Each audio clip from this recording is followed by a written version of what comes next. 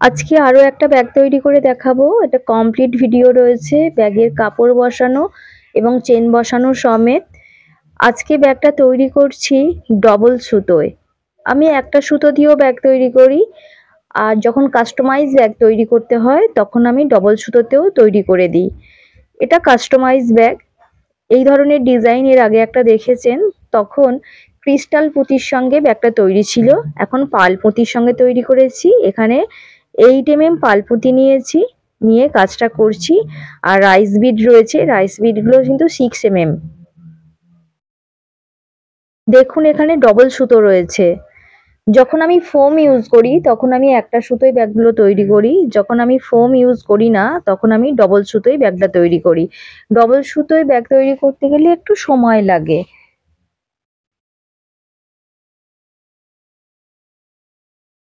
আর double সুতোয় তৈরি করলে bag তো মজবুত হবেই, নড়বড়ে ব্যাপারটা থাকে না। ব্যাগের মধ্যে অনেকটা স্পেস পাওয়া যায়। ফোম ইউজ করলে ব্যাগের মধ্যে স্পেস কিছুটা কমে।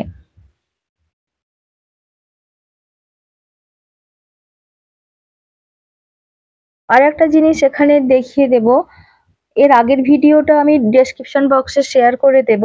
দুটো ব্যাগ আপনারা দেখবেন, ক্রিস্টাল পুঁতি দিয়ে ব্যাগটা কিরকম লাগছে আর পাল পুঁতি দিয়ে কিরকম লাগছে। তার থেকেও বড় কথা, এখানে আমি কাপড় জুড়েছি, ওখানে আমি পিভিসি সিট জুড়ে দিয়েছি। পিভিসি সিট জুড়লে ব্যাগটা অনেক বেশি সুন্দর লাগে আমার মনে হয়। তবে যার যেটা ইচ্ছা আমি সেই কাজটাই আমি করে দিই, যে যেটা চায় আর কি। তবে আমার ব্যক্তিগতভাবে পিভিসি সিট দিয়ে পুঁতির ব্যাগ অনেক বেশি সুন্দর লাগে। আমি লাইনটা তৈরি করে নিয়েছি, এবার লাইনটা আমি ঘুরিয়ে নেব, মানে পুঁতিটা সামনের দিকে নিয়ে যাব সুতোটাকে। তার জন্য একই দিকে 3টে পুঁতি নিয়ে নিয়েছি। আবারও সুতোটাকে সামনে নিয়ে আসবো, একই সুতোর মধ্যে 3টে পুঁতি নিয়েছি। যেভাবে আমি সাজিয়ে নিয়েছি ওভাবেই সাজিয়ে নিতে হবে।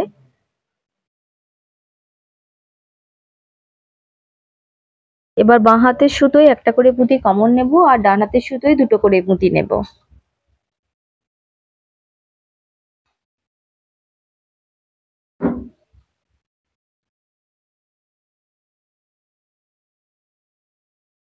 এভাবেই পুরোটা তৈরি করতে হবে। শুধু সুতোটা যখন আমি ঘুরিয়ে সামনে নিয়ে আসবো তখন নিয়মটা একটু বদলাবে। যেহেতু আমি 3টে পুঁতি নিয়ে প্রথম লাইনে কাজ করেছি, তাই সুতোটা ঘোরানোর সময় আমি সুতোয় প্রথমে 3টে পুঁতি নিয়েছি। যেহেতু এখন আমি দুটো পুঁতি নিয়ে কাজ করছি, এবার যখন আমি সুতোটা ঘোরাবো তখন একটি সুতোয় দুটো পুঁতি নিয়ে নেব। সেটা কোন সুতোয় সেই জায়গায় এসে আমি দেখিয়ে দেব। ততক্ষণ আপনারা দেখতে থাকুন আমি কিভাবে তৈরি করছি।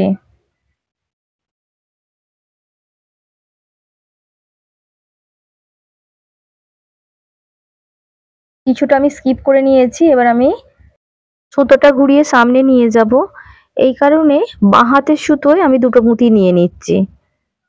এর আগে কিন্তু ডান হাতের সুতোয় দুটো পুঁতি নিচ্ছিলাম। এবার আমি সাদা পুঁতিতে ক্রস দিয়ে দেব।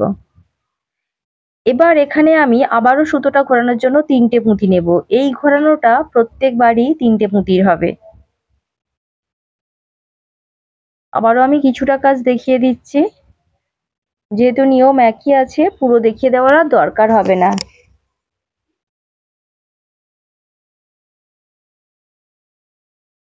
আমি এর আগে যখন ব্যাগটা তৈরি করে দেখিয়েছিলাম তখন রাউন্ড শেপে দেখিয়েছিলাম, যাতে সুতোটা ঘোরানোর কোনো ব্যাপার ছিল না। কাজটা খুব সহজই হয়ে যাচ্ছিল, দুটি পার্টকে জুড়তে হতো না। কিন্তু এখানে আমি দুটি পার্টকে জুড়বো, ভিডিও করতে সুবিধা হচ্ছে তাই দুটো পার্ট আলাদা করে আমি এখানে দেখিয়ে দিচ্ছি।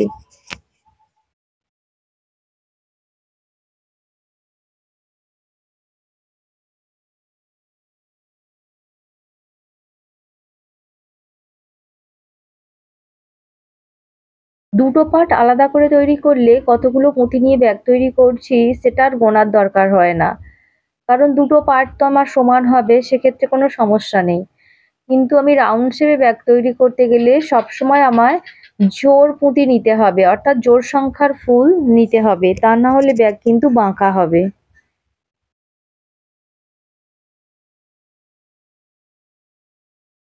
সুতোটা শেষ হয়ে গেছে, এখানে সুতোটা গিঁট দিয়ে এক্সট্রা সুতো পুঁতির মধ্যে নিয়ে নিলাম। নতুন সুতো আমি জুড়ছি, যেখানে শেষ হয়েছিল সেখানেই আমি মানে সুতোটা জুড়ে দিচ্ছি। দেখুন পুরো কাজটাই হচ্ছে কিন্তু ডবল সুতোতে।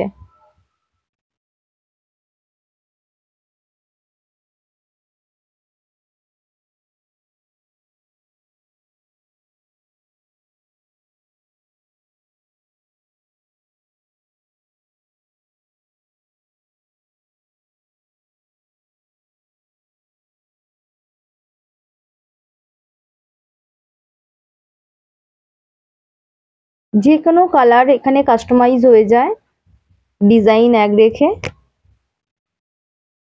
পুঁতির সাইজও চেঞ্জ করে দেওয়া হয়, যে যে সাইজের পুঁতিতে চায়।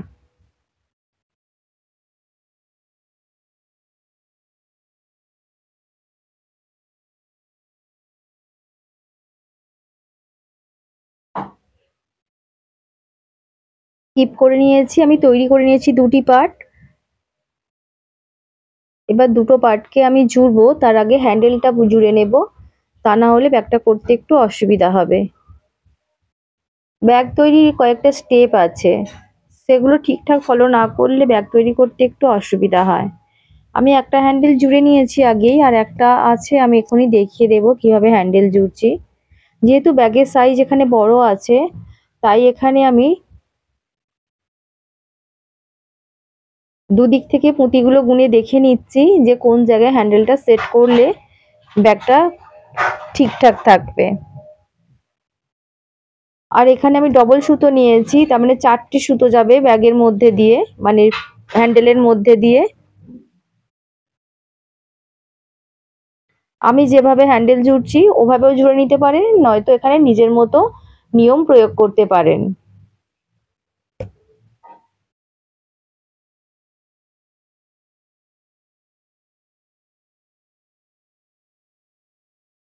দুটো সুতোর মধ্যে দিয়ে আমি পুঁতিগুলো নিয়ে নিচ্ছি, দুটো সুতো বলতে দুটো সূচের মধ্যে দিয়ে 4টে সুতো এখানে হ্যান্ডেলে হয়ে যাবে।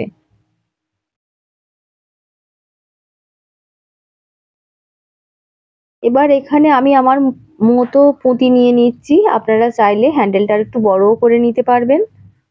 এদিক থেকেও গুনে দেখে নিচ্ছি সমান করে, না নাহলে বাঁকা হবে।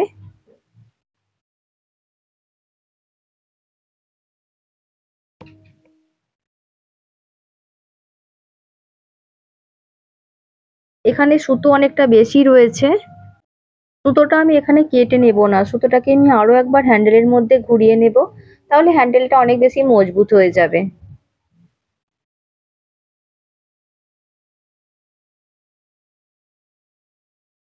দেখুন আমি সুতোটা আরো একবার ঘুরিয়ে নিচ্ছি। আপনারা চাইলে এখানে 4টে সুতো দিয়েও তৈরি করে নিতে পারবেন, এতেও অসুবিধা হয় না। আবার এর থেকে বেশি সুতোও দিয়ে দিতে পারবেন, যেমন আমি এখন দিয়ে দিচ্ছি।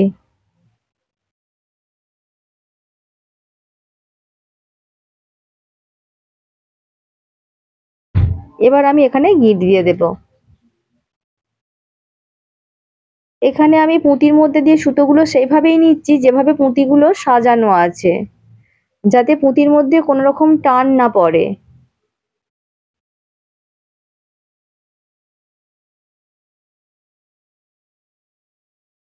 এবার দুটো পার্টকে জুড়ে নেব, তাহলেই ব্যাগটা কমপ্লিট হয়ে যাবে।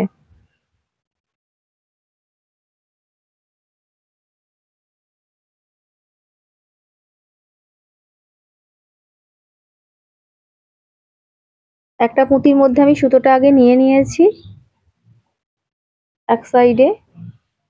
এবার সুতোর মধ্যে আমি দুটো পুঁতি নিয়ে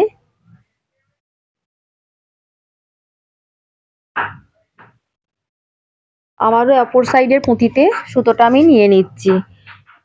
এবার এখানে আবারও দুটো পুঁতি নেব। এখানেই দেখে নেওয়ার, দুটো পুঁতি নিচ্ছি, দুটো পুঁতির মধ্যেই আমি ক্রস সুতো দেব। দুটো পুঁতির মধ্যে দিয়েই সুতোটা আমি নিয়ে নিয়েছি। এখানে চাইলে একটা পুঁতি দিয়েও জুড়ে দেওয়া যায়, কিন্তু ব্যাগের মধ্যে স্পেস কম হয়ে যাবে, সেই কারণে আমি দুটো পুঁতি দিয়ে জুড়ে দিচ্ছি।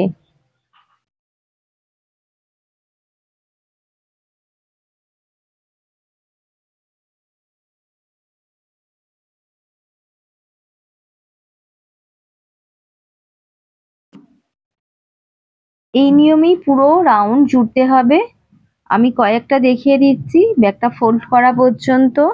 এখানেও নিয়মের আর ব্যতিক্রম নেই।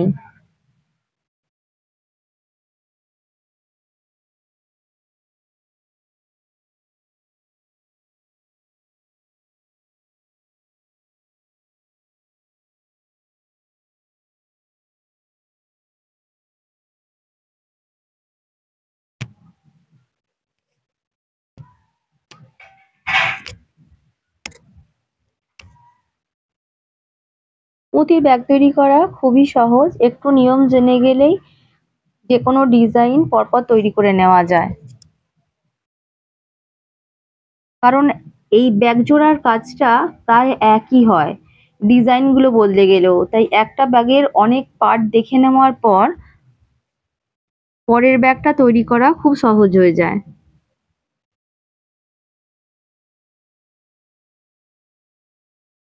এবার আমি ব্যাগটাকে ফোল্ড করে দেব। এখানেও নিয়মের কোনো পরিবর্তন হবে না। যেমন আমি দুদিক থেকে দুটো পুঁতি কমন নিয়ে পুঁতি জুড়ছিলাম, এখানেও সেই একই রকম ভাবে দুদিক থেকে দুটো পুঁতি কমন নেব।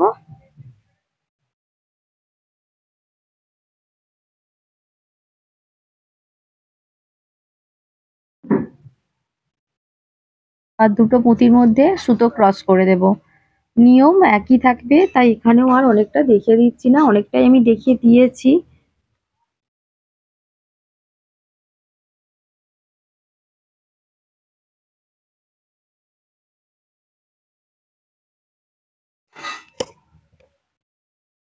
নিয়ম একই রয়েছে।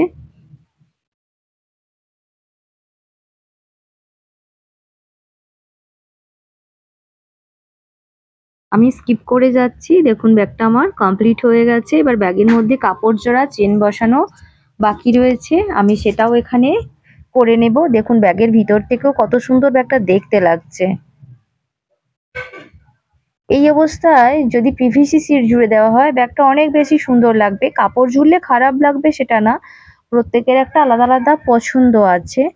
আমি যার জন্য ব্যাগটা তৈরি করছি সে কাপড় জোড়া অবস্থাতেই নেবে, সেজন্য ব্যাগের মধ্যে আমি কাপড় জুড়ে দিচ্ছি। আর ইদানিং কয়েকটা কাজ করতে গিয়ে এত হাতে সময় কম থাকছে যে পুরোপুরি ভিডিও শ্যুট করা সম্ভব হয়ে উঠছে না। আমি এই ব্যাগটা তৈরি করে হাতে দিয়ে দেবো বলেছিলাম 5টার সময়, কিন্তু সে এসে আমার কাছে দাঁড়িয়ে আছে, তখনও ব্যাগটা কমপ্লিট করতে পারছি না, একটু বাকি আছে, যার জন্য কমপ্লিট ভিডিও শ্যুট করা সম্ভব হয়নি। আমি এখানে কাপড় জুড়ে ব্যাগটা কেমন লাগছে সেটা দেখিয়ে দেব।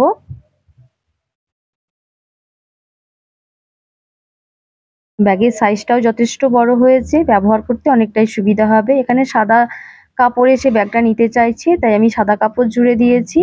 এখানে ব্লু কাপড়ও দিতে পারবেন, ব্লু কাপড় দিলেও কিন্তু ব্যাগটা অনেক বেশি সুন্দর লাগবে। আমি এখানে ব্যাগ তৈরি করার জন্য যে কাপড়টা ইউজ করেছি সেটা টিস্যু কাপড়, যেটা শপিং ব্যাগের ক্ষেত্রে ব্যবহার হয়। কটন কাপড়ও এখানে দিয়ে দিতে পারবেন বা সিনথেটিক কাপড়ও দিয়ে দিতে পারবেন, হাতের কাছে যেটা সুবিধা মতো পাবেন সেটাতেই কাজ করে নেবেন, একই ব্যাপার হয়।